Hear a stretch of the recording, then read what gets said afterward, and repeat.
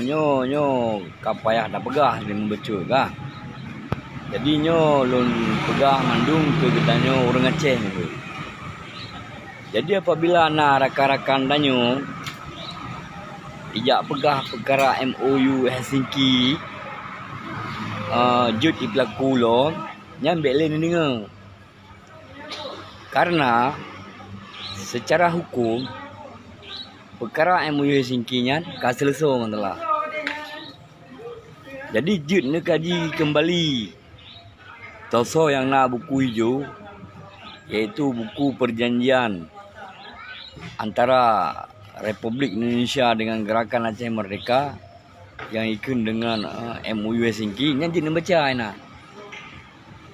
Jadi selambat-lambat leh ditandatangani oleh kedua belah pihak bak 15 Agustus 2005. Yang selambat-lambat ji 2 tahun bekas selesai masalah. Ya, mandu masalah. Ini tertulis ini. Cuma orangnya kalau 18 tahun ka. Martin Andari yang ada doa kaya. Ya urung Burundi. Olehnya menyotahara bak Parlok taming tangai ija aji. Ya, medan hazi ija. Jangan perlu nak begak. Sebab perkara MOU Helsinki nya yang putuskan urusan ide Jakarta. Ke Banda Aceh, katalah ro ni. Munyo ada perkara MOU Helsinki nya tak putuskan di Banda Aceh nya kali dia. Ya, jadinya payah ni pakai pikiran. Jadi ni semikir kan dengan akal sehat, biar ni semikir dengan dout. Ha, kak? Munyo ni semikir dengan dout. Berarti nyo cemem ramah lom ni.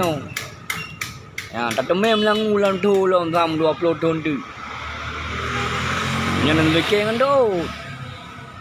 Tapi payah ni semikir dengan akal sehat.